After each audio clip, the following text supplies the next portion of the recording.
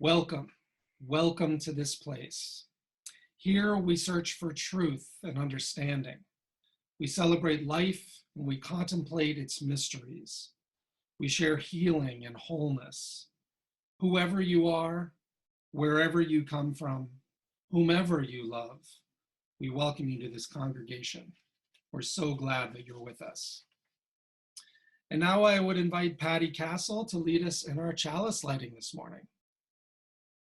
Today's chalice lighting is by Florence Kaplow.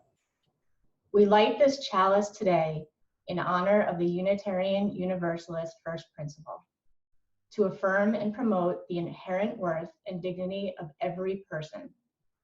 We recognize that these are not just words to be spoken.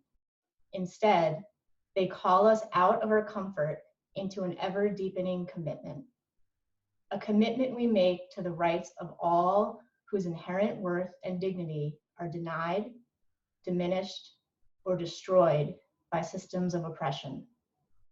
And they call us into the practice of looking into our own hearts with courage and honesty. I will now light our chalice.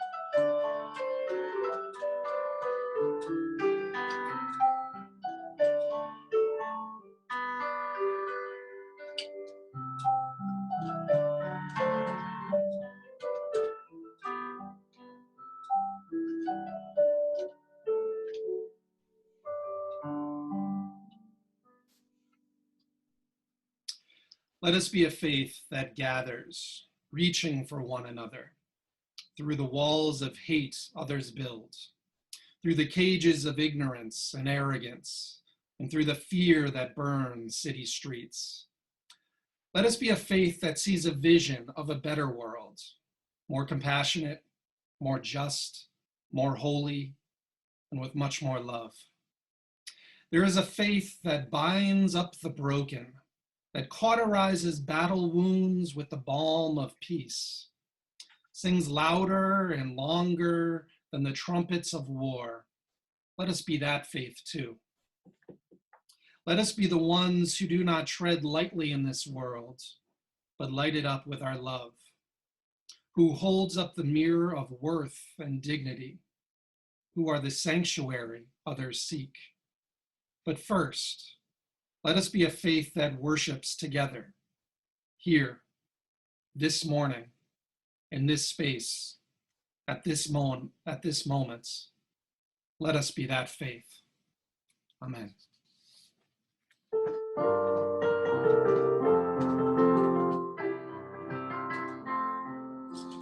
Come together in truth, come together in peace, come together in joy and sharing, come together in knowing and caring.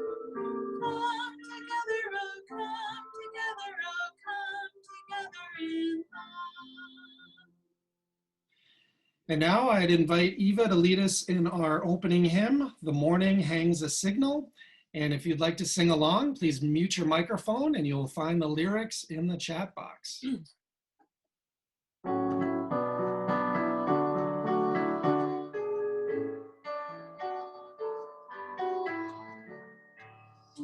The morning hangs a signal upon the mountain crest.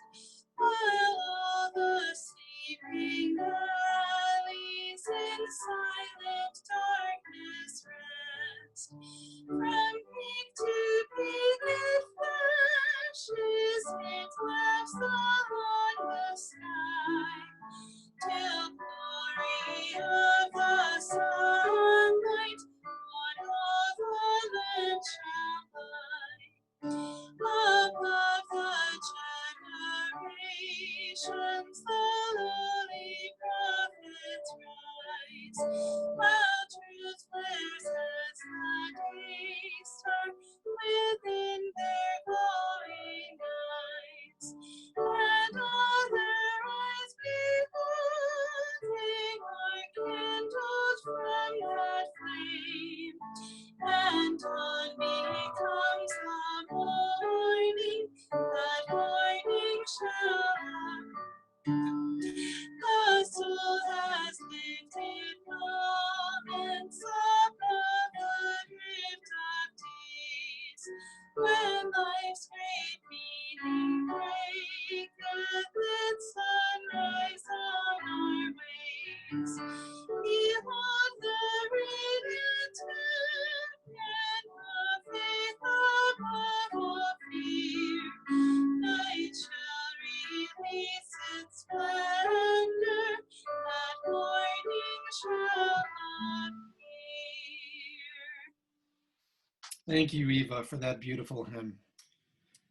And now, for all of those who we've lost, perhaps recently or long ago, I will now light our candle of remembrance.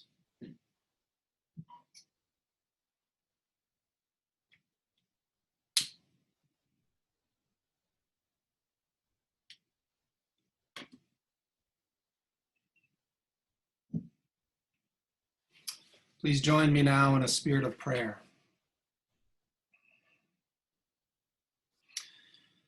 This morning, our hearts are so full. There's so much this morning that we are concerned about. So many people who are hurting. There's friends of ours who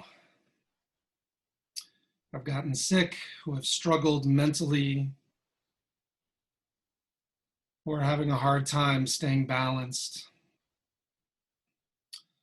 Those who are struggling with addiction. Or those neighbors of ours who are not able to stay at home like we are, but are left outside, trying to find a place that they can call home, trying to find that semblance of safety.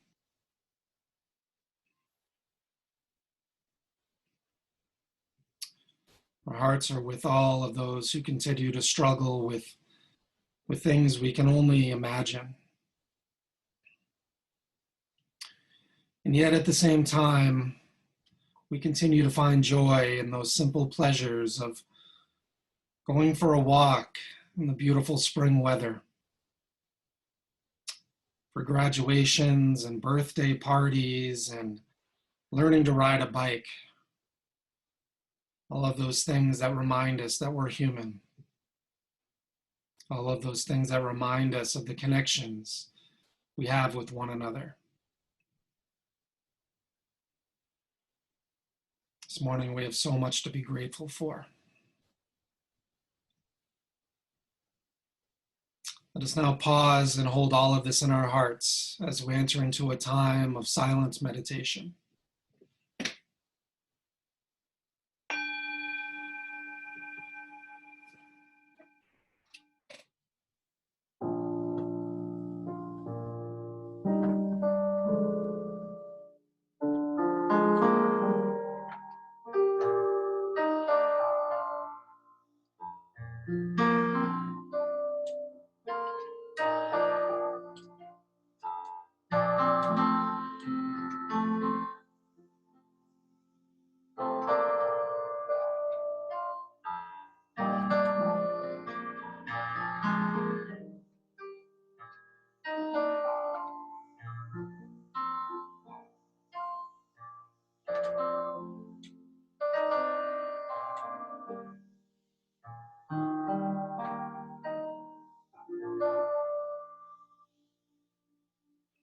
Amen. Now I would invite Kirsten DeBate to lead us in our first reading this morning. This morning's reading is entitled Dear Liberal Allies and was written by Trungles, a Vietnamese-American comic book artist. Dear Liberal Allies, you and I learned very different things in very different ways. If you didn't live an experience, then step aside. We students of color, gay students, trans students, children of immigrants and refugees, knew this stuff before our professors told us what to call it.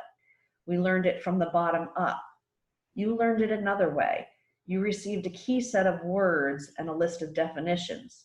Your learning was, in all likelihood, here is this word. This is what this word means. For you, it was xenophobia, a strong fear or dislike of people from other countries. For us, it was xenophobia, the time that boy in my kindergarten class spat on me because I couldn't speak English yet, or when I saw that clerk yell at my mom in the grocery store because her English wasn't clear enough. For you, it was racism, unfair treatment of people who belong to another race, and violent behavior towards them. For us, it was racism. That one time I saw that manager tell that sales girl to follow my dad around at Kohl's, or the one time that my neighbor's kid got shot by the police and they tried to cover it up by convincing everyone that he was in a gang because he was Hmong, but we knew that he wasn't. Or the time that my dad told me I shouldn't rollerblade to the library because I'm not white and so it's not safe for me. For you, it was homophobia, a strong dislike or fear of homosexual people. For us, it was homophobia, that time in the 6th grade when Ryan shoved me against a glass door and banged my face in it while yelling faggot at me until the teacher stopped him. Or when my Catholic high school's president told me that though he loved me as a child of God, he still believed that I was sinful. For you, it was classism, prejudice or discrimination based on social class. For us, it was classism, the time when my best friend came over to hang out and her parents didn't want her to come over again because they didn't like our neighborhood. Or that one time when my friend had no idea what food stamps looked like and I was too embarrassed to explain what they were. So while you were learning these academically framed phenomena were real problems, we were getting figurative name tags for awful things that we already knew. Your weekly vocabulary list was, to us, just a hollow shadow of our own lived experiences. When you step out of class, you get to say, oh, awesome, I'm learning how to be a good ally and a better human being. This will help me. For us, it's more like, so that's what they're calling it nowadays. When exactly did they say that change was going to come for us? Here ends the reading. Thank you, Kirsten.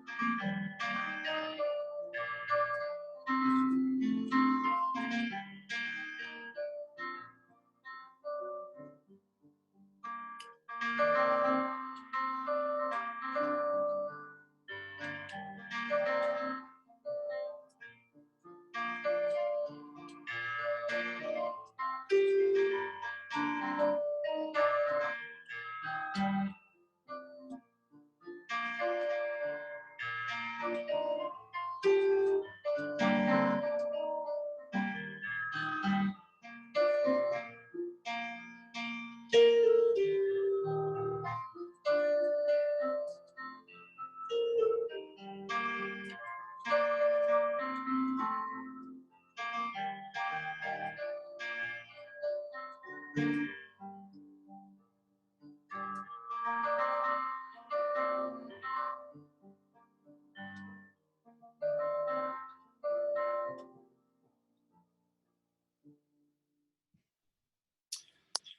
a year ago, I attended General Assembly in Spokane, Washington, which is our Unitarian Universalist annual conference, where, as you probably know, delegates from all of our UU congregations vote on policies and new initiatives, where tens of thousands of people worship together, and where a good time is had by all. Well, usually. Last year at General Assembly, or GA, will probably be best remembered for all of the controversy and anger and resentment. Which you may have heard about that ignited all of this was from a UU minister in his book called The Gadfly Papers, but we'll get to that. Anyhow, I coughed up the money to fly all the way across the country to Spokane, Washington to attend GA, largely because I was to be honored at the Service of the Living Tradition. The service is kind of a big deal. See, ministers who are being welcomed into preliminary fellowship, as I was, or into full fellowship, or who have retired, or those who have died in the past year, are all honored at this service. It was an especially moving ceremony for me because my mom, Reverend Carol Rosine, who was the minister right down the road in Franklin for 29 years, she was there to cheer me on. Well, before this service of the living tradition, all of those who were to be honored during the ceremony, we gathered to do a dry run. Here we were in this enormous function hall, which could seat thousands, about an hour before it was scheduled to begin. The hall was mostly empty at this time, except for the several dozen of us ministers who were mingling together, all very conspicuous in our robes. Well, I was in the middle of a conversation with a few of my colleagues when this tall, slender, older white man with gray hair and a bushy mustache, he walked right up to me and he said, "Can I talk to you?" Well, I was a bit taken aback because I didn't know this man and was put off by the rudeness of him interrupting my conversation. But clearly he had something important to say. So we walked a little ways away from the group and we talked. Well, he introduced himself as a member of the UU Church here in Spokane, and that he and other volunteers from this church had been helping with all of the logistics here at GA, since they were from the local congregation. Well, I thanked him for his service. He said he wanted to talk to me because he said I seemed like a reasonable guy. I said, okay, with my sense of unease growing. He told me about, as he called it, quote, this group of snot-nosed kids from Boston who had flown out early to help set up GA. He said that he and his friends from Spokane could have easily done this all by themselves, and now there were these 20 and 30-year-olds from the UUA in Boston telling them what to do and how to do it. Well, I listened quietly to him vent and then said, you know, that must have been really frustrating for you. And I even went a step further in my attempt to connect with him and acknowledged that sometimes we from the Northeast think that we know what is best for everyone. Sometimes we can be a bit entitled. Well, then he tells me that when he was talking to one of these young liberals, as he called them, he said, "Excuse me, miss." And the response came, "Please don't call me miss. My pronouns are they, them, and theirs." Well, at this point in the story, he just lost it. Who does she think she is? She comes to my town acting like she's better than me, and now I have to call her by some silly pronoun? You know, you think you can cut your hair short and all of a sudden you're a boy? Well, I calmly tried to explain that there are plenty of people in our world who don't identify as male or female, that they identify as transgender, and that we should use the pronouns that they feel most comfortable with. Well, seeing that I might be one of those weirdo liberals, he quickly changed the subject. And then he tells me about all of these people who come to him trying to talk about white supremacy. What, all of a sudden I'm part of the KKK or something just because I'm a white man? Again, I took a breath and I tried to explain that white supremacy was a system of oppression that benefits people who are white, that it was not referring to the racism of specific people, that no, being a white man does not make you a white supremacist. Well, at that moment, he just kind of stared at me. You know, clearly we were speaking very different languages. Eventually, he shook my hand, he walked away, and said he would think about all of this. I was hopeful that maybe, just maybe, he heard a bit of what I was saying. Well, the next day at General Assembly was when things really got hectic. There was this incident involving Reverend Todd Eckloff, the minister of our UU church in Spokane, who happened to also be the minister of this man I had spoken with just the day before. Well, Reverend Eckloff wrote a book called The Gadfly Papers, 3 inconvenient essays by one pesky minister. He decided that he was going to start selling his book there at General Assembly. Well, and normally this wouldn't be a problem. Now, there are many people who sell books and all kinds of things there at GA. But you know, this book was causing an uproar among UUs, especially among those with marginalized identities. Well, after the protesting and the shouting ensued, he was asked to stop selling his book at GA. When he refused, he was asked to leave. You know, what could have possibly been so problematic in this book that it would have caused such a reaction? Well, my first reaction when I heard about this was that regardless of what he wrote, he should be allowed to sell his book, for that's his freedom of speech. But, you know, then I read the book and I realized why so many were so deeply offended. For example, Reverend Eckloff argues that as long as you mean well, you shouldn't be accused of harming anyone when your words hurt people. And he argues that the meaning of the word harm is being thrown around these days unfairly by minorities who claim to be harmed by everything and anyone.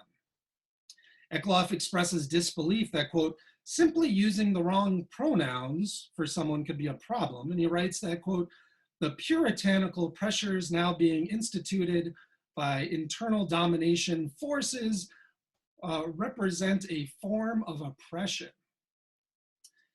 He continues to go on and says that microaggressions aren't real. He says that the term has, quote, been misappropriated by the suppressive cultural phenomenon known as political correctness. He writes that it's another mechanism for dismissing and silencing the voices of others. And here he's talking about white men being dismissed and silenced. Quote, by openly shaming them and making them chronically anxious about saying anything for fear it might be misconstrued as inappropriate. Fear of saying anything in case it might be misconstrued as inappropriate. You know, it's almost as if in Eckloff's world, there are no inappropriate comments, only people who take offense. He also argues that we shouldn't update our ableist hymn lyrics like Standing on the Side of Love, even though there are many in our congregations bound to wheelchairs, where standing is simply not an option. He argues that not enough white men are shown in official UUA publications. And to this point, he actually asked the communications department at the UUA whether there was a policy against using pictures of white men. He insinuates that the UUA has, quote, decided to exclude persons who are white and male from being seen and heard. Then he talks about Cristina Rivera, who you may remember is the Latina leader who was passed over for a job within the UUA in 2017. This was what led to our UUA president resigning in disgrace. Well, Eckloff thinks supporters of Cristina Rivera have dehumanized white men. And then he compares them on page 48 to Hitler. But within our denomination, there are those who defend Reverend Eckloff and his book. They argue that his freedom of speech was trampled when he was asked to leave GA. And as UUs, this is a very important point to us. Freedom of speech is a deep religious concern.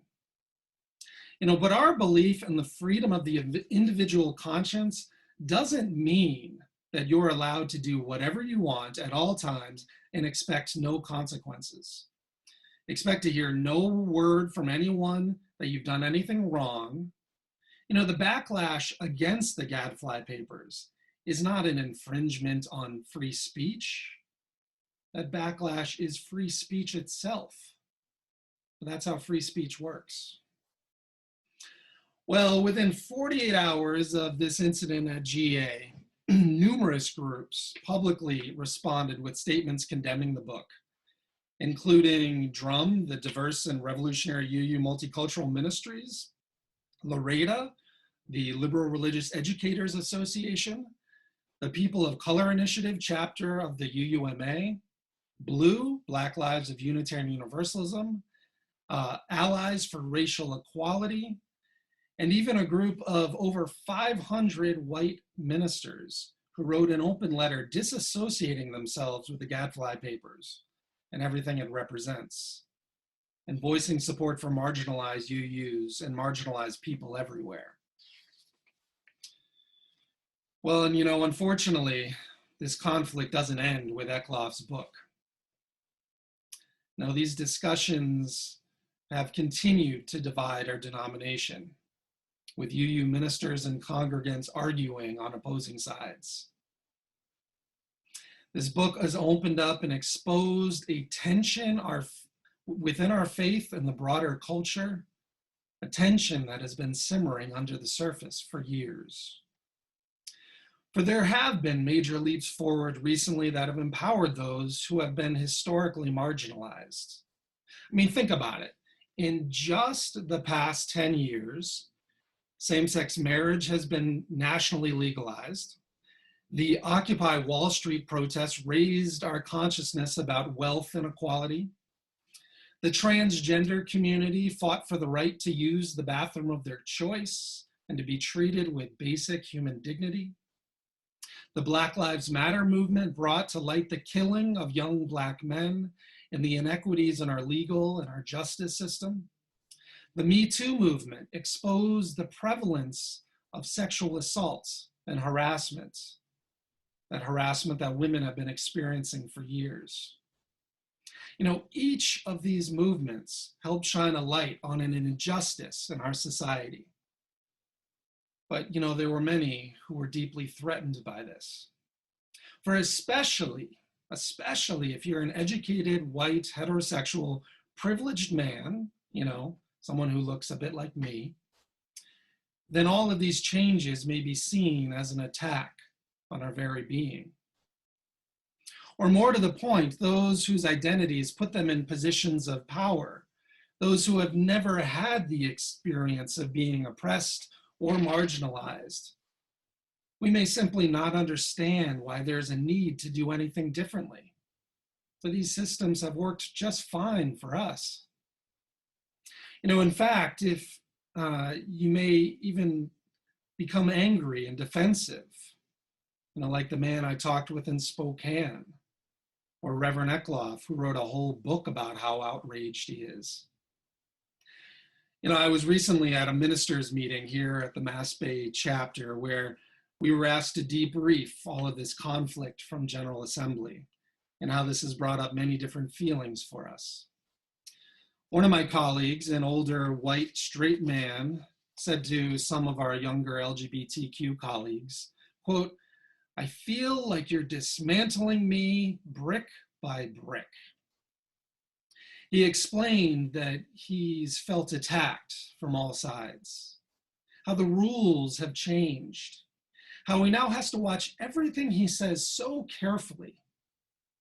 He went on to rant about trigger warnings and preferred pronouns and gender fluidity and cancel culture and wokeness.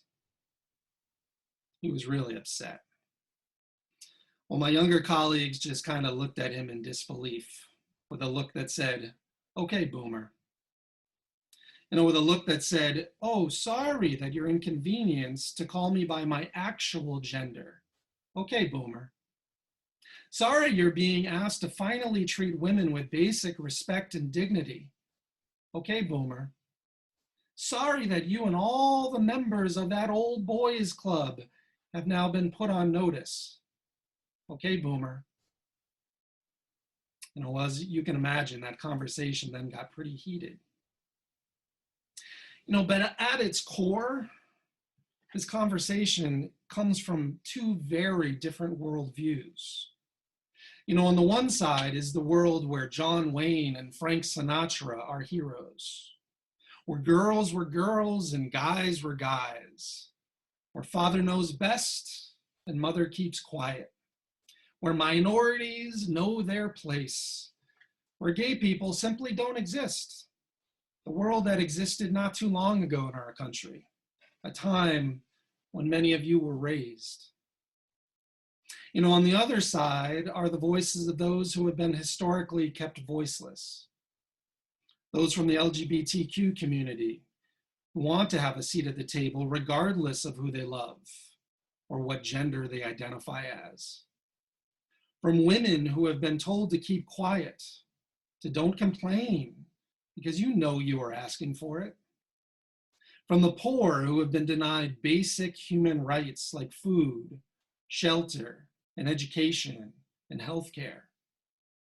From African Americans who have been targeted, imprisoned, and killed at alarming rates by those in power. Now, I sat there in that ministers' meeting, mostly listening to both sides expressing their feelings. I felt like I was right in the middle. I certainly understand how someone who has been denied rights for their whole life would be upset and would want things to change now and not have to wait for things to change someday. Who would simply not accept any longer being misgendered, being harassed, being told to keep quiet. But I also understood those who felt like they were under attack, like they had done nothing wrong, like the world had changed faster than they could keep up with. Perhaps I had some sympathy for these folks because as a privileged straight white man, I too know what it feels like to be called out on my unconscious bigotry. I know how badly that makes me feel because I know that I'm wrong. Like most of us, I try to be a liberal ally for those with marginalized identities. But as we're reminded from our reading this morning from Dear Liberal Allies by Trungles, unless you've been on the receiving end of such bigotry, it's hard to understand how much it can hurt. He talks about that time that boy in my kindergarten class spat on me because I couldn't speak English yet. Or that one time my neighbor's kid got shot by the police and they tried to cover it up by convincing everyone he was in a gang because he was Hmong. Or when my Catholic high school's president told me that though he loved me as a child of God, he still believed I was sinful because I was gay. Or that one time that my friends had no idea what food stamps looked like and I was too embarrassed to explain what they were. No, but the reality is I will never know firsthand what any of these things feel like because I happen to be born into this body that the world somehow sees as authoritative, as trustworthy, as powerful. All I can do is try to listen to those who have had different experiences than I. Listen with some semblance of love and empathy. And try to change those things that I do and say that can cause harm. And try to include those who have been denied a seat at the table for far too long. For this is the hard work that our Unitarian Universalist faith calls us to do. Work that demands us to wake up and to truly honor the inherent worth and dignity in every person, not just those who look like us, those who sound like us, those who love like us, think like us, and those who pray like us. Friends, no one said this was easy, but this is the work that we're all called to do. So may it be. Amen. And now if you'll join us in our closing hymn, Building a New Way. You will find the lyrics in the chat box.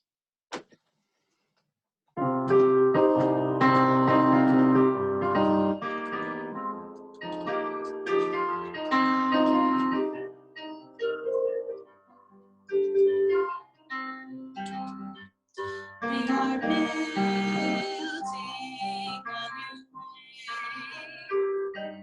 We are building a new way. We are building a new way, feeling stronger every day. We are building a new way. We are working to be free. We are working to be free.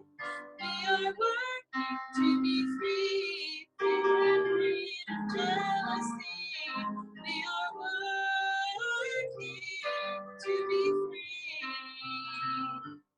Peace and freedom is our pride. Peace and freedom is our pride. Peace and freedom is our pride. Without peace, the world would die. Peace and freedom is our pride.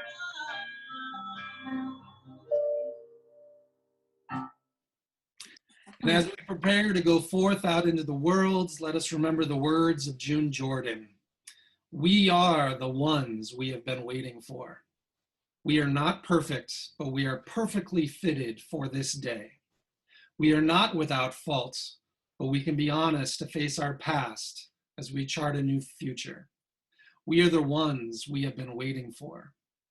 May we be bold and courageous to chart that new future.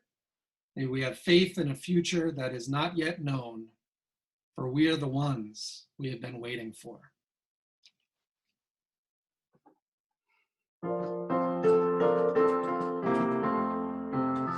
Until we meet again, we share a sacred trust to live in light, to do the right thing, grow in loving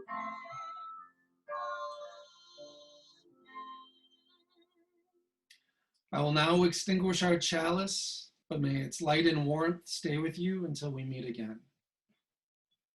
Here ends our worship. Let our service begin.